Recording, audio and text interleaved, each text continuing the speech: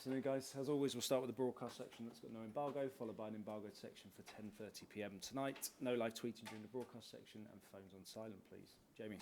Thank you, Anthony. Good afternoon, Ryan. Just kick us off with some team news availability for tomorrow. Pretty similar to last week, to be honest. We've got a few that are touch and go for the weekend, but yeah, we're in a good place. I think there's a sort of frustration from some fans at the moment that the side are quite unpredictable. You never really know what you're going to get with Spurs.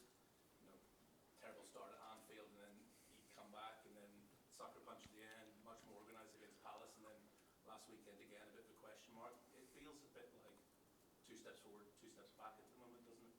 No, I wouldn't necessarily say that.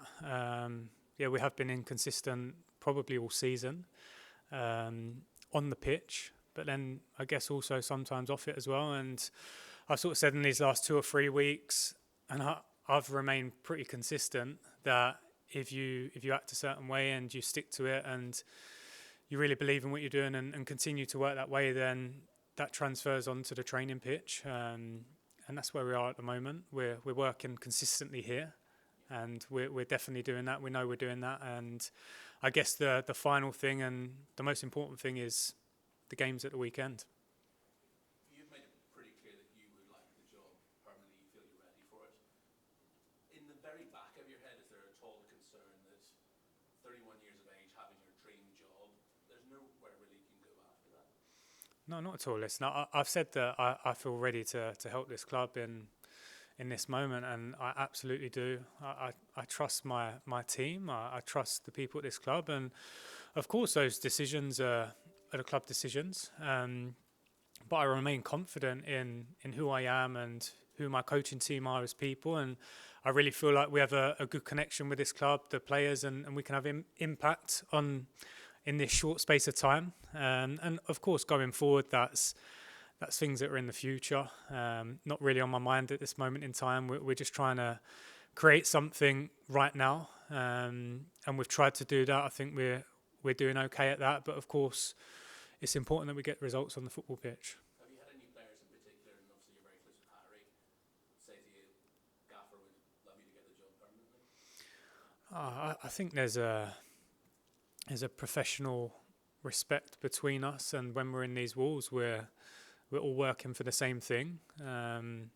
With Harry, with other players as well, and I think that's probably one of the most important messages that I've tried to get across to not only the players but the staff members and everyone coming here, that we're working for this football club and we all need to be working for this football club. And in order to be successful, we all need to be together and buy into something. Otherwise, it can become difficult. So hopefully that will continue to happen in the next 10 days and also going forward as well. I think that's really important. If it is somebody to come in, would you want to stay on and be part of his backroom staff again? Or at that stage, do you need to maybe consider going somewhere else, cutting the coaching team somewhere else? Yeah, like I say, I'm really not thinking about next season, because if my attention goes to 6-7 weeks' time, then I'd be very stupid to take my eye off the ball now.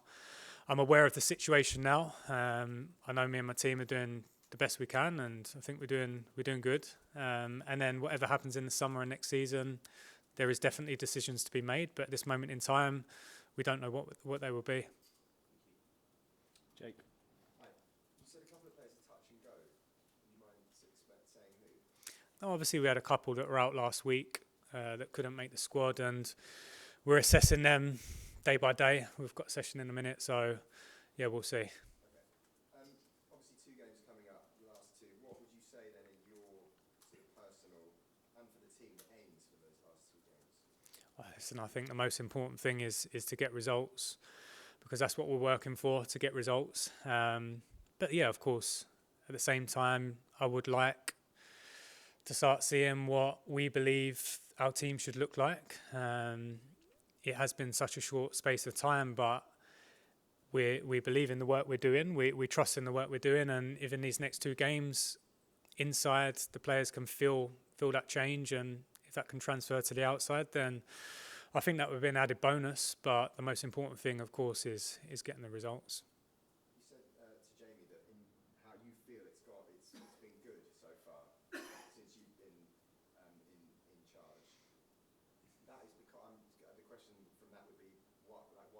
What's been good in your opinion? Listen, I believe in the way I work. Me and my team. I have more belief now than I've ever had in my life that what we're doing, and for this football club as well, the environment, the feeling we want to try to create here. I believe in that. I believe in it so much, and yeah, that's probably where it's coming from. Obviously, conceding early has been a problem in some of the games this season. I know, obviously, you weren't here in charge the whole time, but how do you work on something like that on the training pitch or in meetings with players? Obviously, it's a tough one because it's been quite a common trend the whole season, not just in recent weeks, but the whole season. And I just go back to like the consistency.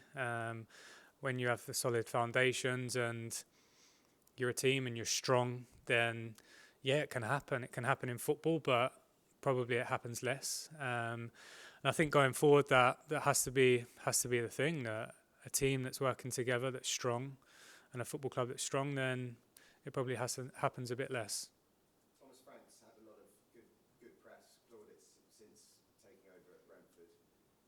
Is he maybe an example of someone like you who's up and coming would look at and go, actually that's kind of how I want to do things like he's done? Listen, of course, I respect him massively. Like I respect any head coach or any manager, because it's a big ask. Obviously, the job he's done is fantastic. I don't need to speak about that because that's clear for everyone to see. And I think Brentford as a football club have done a very good job as well. So we're aware of that, but our focus inside here isn't on other people. It can't be on other people. It has to be on us, and trying to create a good feeling from with inside these walls. Obviously, they'll be missing their front man, their star man, tomorrow. So surely, as far you look at Brentford and how to prepare for them, it's got to be a different proposition without Ivan Toney in that team. It changes some things, but probably their biggest strength is they are a team. They've shown that they're a strong team.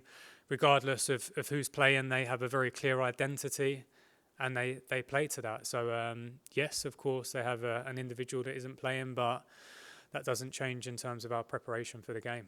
Just lastly, it's obviously the last home game of the season. Message to the fans ahead of the game. Yeah, I mean, it's important that they see and feel a team that's trying to transfer energy to them. And I think that's probably one of the most important messages that we've been trying to give to the players this week, that we want energy. We want to feel that energy inside the stadium, because our fans have been fantastic this season. They've stuck with us. They've been with us the whole time. And yeah, we want to give them something to feel good about. Thanks, Jake. Charlie?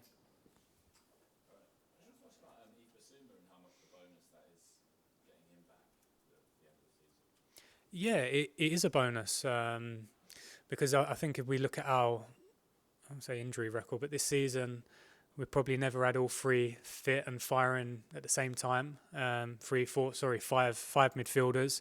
And I'll go to the front half players as well. There was periods in the start of the season where Richie was injured, and then he'd come back and Decky was injured. So to create that competition and that drive from the training pitch has probably been missing at times this season. Obviously, Yves back now. We've got Skippy, we've got Pape, Pierre, Rodrigo's out. So ideally, you have all of them fit, firing, and you can really drive that in training. But of course, we signed Yves last summer transfer window, and we believe in him. And he's coming to the stage of the season now where he's back, and I think he's someone that we hope in the next couple of games, if he's selected to get on the pitch, can bring that energy. Listen, I think when players train and they train fully, then in my eyes they're fit to play. So I've got a decision to make. We've got players that we need to pick from, but he's certainly one that is available to play. Yes. What does he bring? Obviously, central midfielder yourself, specifically that some of the others maybe don't. I think every one of our midfielders has different strengths. And I think probably one of Yves' biggest strengths is the ability to get on the ball and kind of take the ball under pressure. He can drive. He can be a all-round midfielder. So we have good midfielders as well that can do the same thing. But yeah, I think he's an explosive player, and hopefully he can help us in these next two games. Just lastly, it feels as though the season maybe is petering out, but there's a lot to play for still. I mean, how important important do you think it is that Spurs are in Europe next season? So there's always a lot to play for when you play for this football club. When you represent this club, it's a big club to represent, and regardless of what situation the club are in, it's important. And of course, we're in a position now where there is a lot to play for. We realise that, we understand that, and hopefully our energy can really show everyone how we feel right now. Thanks, Charlie. Finish with Ali, please. Just to go back to Bissouma for a second. I mean, obviously, from where he came from, he was such a highly rounded midfielder as well. It didn't quite work for him before the injury. Why do you think it didn't? And how do you unlock a player like that? How do you get the very best out of him? No, I think that's quite normal when you come into a different style of play and a different system. Sometimes that can take time.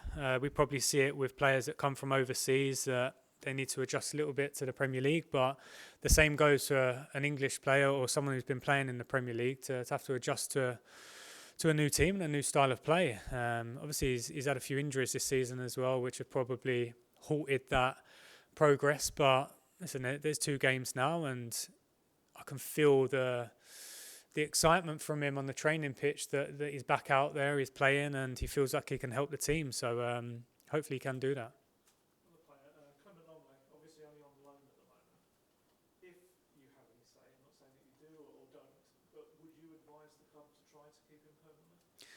So these conversations, I'm sure, will happen in the summer. Right now, it's not on my mind, but what I will say about Clem is he's the type of character we want around the training ground. He's professional, he does it right, he's vocal as well, and the more people like that we can keep hold of and get in, then the more beneficial it is. Okay, we'll end the broadcast section there, move on to the embargoed section for 10:30 p.m. tonight. Tom?